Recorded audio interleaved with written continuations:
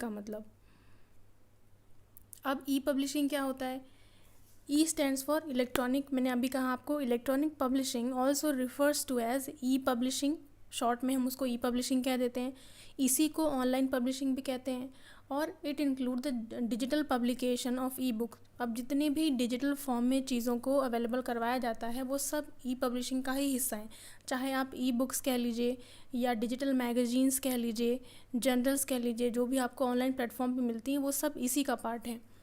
It is simply the new way of publishing literature but not in print form. अब ये क्या है? ये भी लिटरेचर को यानी किसी साहित्य को पब्लिश करने का, लोगों तक पहुंचाने का एक माध्यम ही है, लेकिन ये प्रिंट में नहीं है। ठीक है।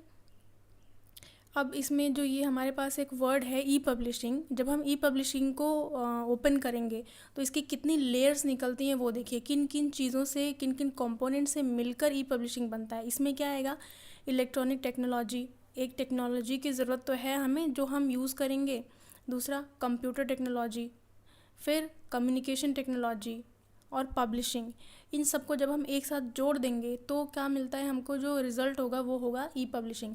यानी हमें हार्डवेयर की भी रिक्वायरमेंट होगी, उस हार्डवेयर में हमें एक अलग टेक्नोलॉजी भी चाहिए होगी जो इलेक्ट्रॉनिक मीडियम में चलेगी, और हमें कम्युनिकेशन टेक्नोलॉजी चाहिए जिससे एक से हम दूसरे, एक यूज़र से दूसरे यूज़र को या एक कंप्यूटर से दूसरे को कनेक्ट कर सकेंगे। पब्लिशिंग का मीडियम भी चाहिए होगा, यानी कि कोई ना कोई फॉर्मेट होगा जिसमें हम अपनी चीज़ों को एक प्रॉपर वे में दूसरे को प्रेजेंट करेंगे। प्रेजेंट का मतलब है कि प्रोवाइड कराएंगे यूज़र को।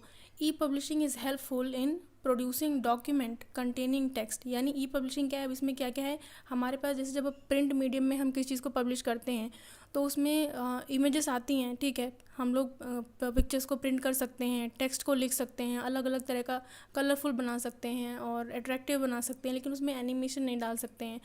उसमें हम कोई वीडियो टेक्स्ट नहीं डाल सकते हैं, ऑडियो ऐड नहीं कर सकते हैं। तो इसमें क्या है, जो ई पब्लिशिंग है इसमें बहुत सारे हमें अलग फीचर्स मिल जाते हैं जो प्रिंट में नहीं मिल सकते थे। जैसे कि एक बहुत फेमस चीज़ हम यूज़ करते हैं किंडल, जो कि अमेज़ॉन का है, और इसमें हम क्या करते हैं, हम उन बुक्स को पढ़ भी सकते हैं। ठीक है, उसमें भी जब आप स्लाइड करेंगे तो पेजेस टर्न होते हैं, उसमें एक ऐसा सीन क्रिएट किया जाता है कि आप अपने हैंड्स को मूव करेंगे, स्लाइड करेंगे तो वो पेज टर्न होकर दूसरी साइड फ्लिप हो जाता है। तो ये एक वर्चुअल एक्सपीरियंस दिया जाता है कि आप किताब को अपने फ़ोन में पढ़ रहे हैं। अब इसकी ज़रूरत क्यों पड़ती है? Growth of computer network. हमारे पास नेटवर्किंग की फैसिलिटी है तो हम ये फैसिलिटी दे सकते हैं अपने यूज़र्स को।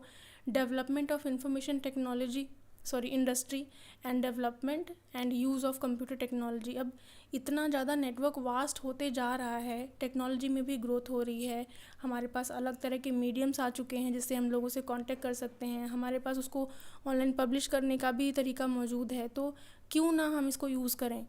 बहुत सारे बेनिफिट्स हैं इसके। अब कैटेगरीज़ क्या हैं ई पब्लिशिंग के? दो तरह की होती हैं। यहाँ पे ऑफलाइन का मतलब प्रिंट से नहीं है, ई पब्लिशिंग में भी ऑफलाइन और ऑनलाइन का कॉन्सेप्ट है। यहाँ पे ऑफलाइन का मतलब है कि जब आप वो content in offline publishing information is entirely pass to the user. ठीक है, यानी कि इन्फॉर्मेशन है और उसको आप एक फॉर्मेट में यूज़र को दे देंगे, या तो किसी सॉफ्टवेयर के थ्रू उसने एक्सेस कर लिया या फिर उसको सीडी में दे दिया गया और एक ही बार में उसके पास हमेशा के लिए वो पहुंच गया। वो जब चाहे जैसे चाहे उसको यूज़ कर सकता है, जितनी बार भी चाहे यूज़ कर सकता है। दैट इज़ ऑफलाइन की मतलब वो यूज़ तो एक पर्टिकुलर हार्डवेयर डिवाइस में होगा, ठीक है, डिजिटल फॉर्मेट में ही वो डिजिटल प्लेटफॉर्म पे ही चलेगा, लेकिन वो ऑफलाइन में उसके पास है, उसकी एक्सेस जब चाहे वो कर सकता है।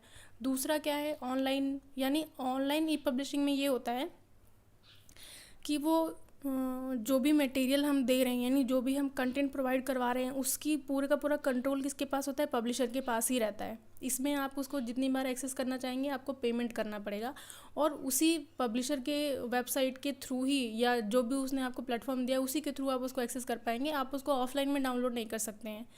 अब काइंड्स ऑफ ई पब्लिशिंग में क्या क्या आ जाएगा?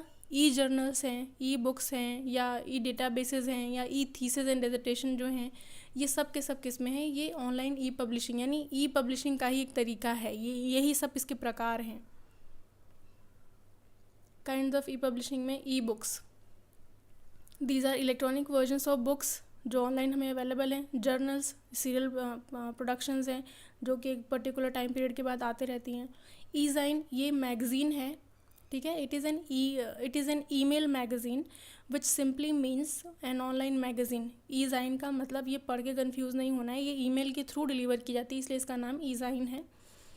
जैसे कि यहाँ पे 2 एग्जांपल्स दिए गए हैं, एक है www.indiatoday.com और दूसरा है musicindia.com। ये क्या है, ये ई ज़ाइन्स ही हैं जिसको जो आपको ईमेल के थ्रू डिलीवर हो जाएंगे। आप जैसे कि ये जो मैगज़ीन्स हैं ऑनलाइन, अगर मैंने इनको डिजिटली सब्सक्राइब करा हुआ है, डिजिटल सब्सक्रिप्शन यानी प्रिंट सब्सक्रिप्शन अलग हुआ और डिजिटल अलग हुआ। प्रिंट का मतलब है कि आपके घर पे डिलीवर होगी या आपके ऑफिस में डिलीवर होगी, और डिजिटल का मतलब है कि आपके ईमेल पे ये डिलीवर होगी, वहाँ पे आप इसको एक्सेस करके पढ़ सकते हैं। तो ये है ई ज़ाइन। और ETD यानी इलेक्ट्रॉनिक थीसिस एंड डेजर्टेशन, वो थीसिस और डेजर्टेशंस जो कि आपको एक ऑनलाइन प्लेटफॉर्म पे अवेलेबल हैं, जैसे कि शोधगंगा पे। एडवांटेजेस क्या हैं इसके, maintenance of updated information.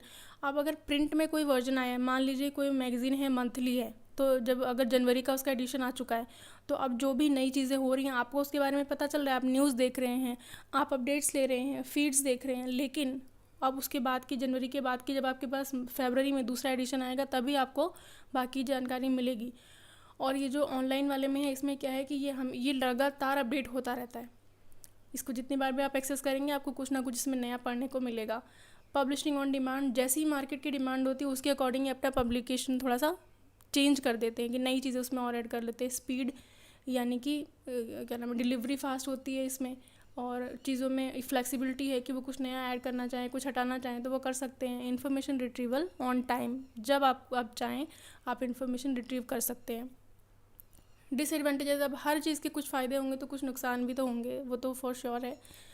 High initial cost, delay in publication and weak computer infrastructure. मतलब अगर आपके पास में अच्छा सिस्टम अवेलेबल नहीं है, आप ऑनलाइन एक्सेस नहीं कर पा रहे, तो आप इसकी सर्विसेज को अवेल नहीं कर पाएंगे। और अगर डिजिटल आपको इसको सब्सक्राइब करना है तो पेमेंट तो करना ही है आपको, और कई बार प्रिंट से ज़्यादा और डिजिटल सब्सक्रिप्शंस महंगे पड़ते हैं।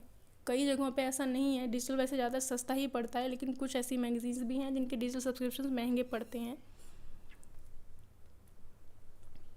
अब बुलेटिन बोर्ड क्या है, जैसे कि डिस्प्ले बोर्ड होता है, हाँ, अलग अलग ऑफिसेस में जहाँ पे कोई नई, जैसे हमारी लाइब्रेरी में डिस्प्ले बोर्ड का क्या मतलब है कि कोई नई मैगज़ीन आई है, कोई नया इन्फॉर्मेशन है, कोई सर्कुलर है, तो वहाँ पे पिन कर देते हैं ताकि वहाँ से जो भी गुजरे उसकी नज़र पड़े और उसको पढ़ ले। तो सेम वही चीज़ बुलेटिन बोर्ड में भी है।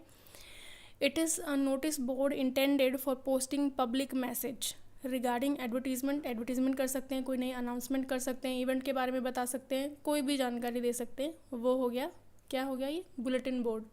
अब इसमें जब ई वर्ड ऐड हो जाएगा तो क्या हो जाएगा, इलेक्ट्रॉनिक बुलेटिन बोर्ड, यानी सारी चीज़ें वही हैं लेकिन ये एक इलेक्ट्रॉनिक प्लेटफॉर्म पे आ गया। Electronic version of a notice board, उसको हम ई बुलेटिन कहेंगे। Electronic bulletins is a bulletin board also known as forum. These are online communication system where one can share, request, discuss information about any subject।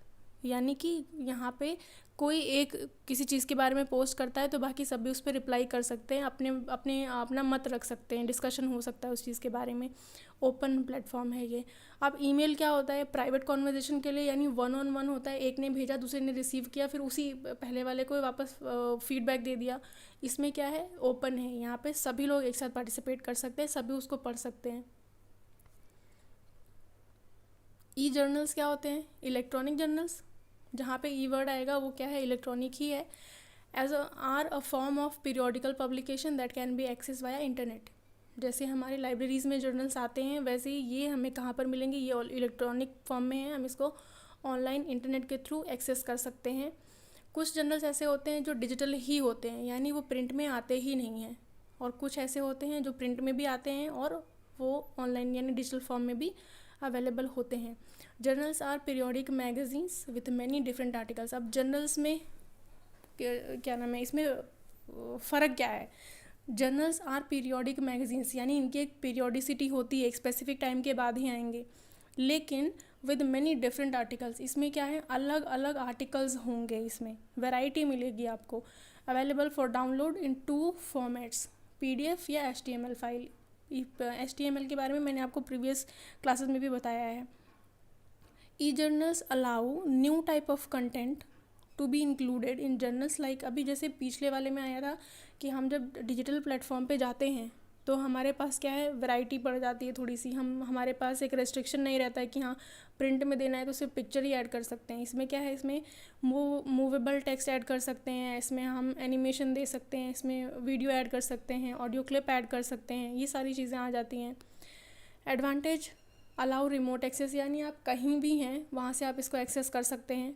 बहुत सारे users एक ही साथ इसको use कर सकते हैं, प्रिंट में 1 से 2 लोग एक साथ पढ़ेंगे और ऑनलाइन में क्या है, बहुत सारे लोग एक्सेस कर सकते हैं। और ये एक्सेस 24/7/365 का मतलब है पूरे साल के सातों दिन, मतलब वीक के सातों दिन, और 24 आवर्स ओपन है ये, आप जब चाहें यहाँ पे एक्सेस कर सकते हैं। लास्ट है हमारा सब्जेक्ट गेटवे। ये वर्ड सुनने में थोड़ा भारी भरकम लगता है but it is very easy. Subject gateway is nothing rather than the websites जो कि बहुत ऑथेंटिक होती हैं, जो एक पर्टिकुलर सब्जेक्ट के रिगार्डिंग ही आपको कंटेंट देंगी और वो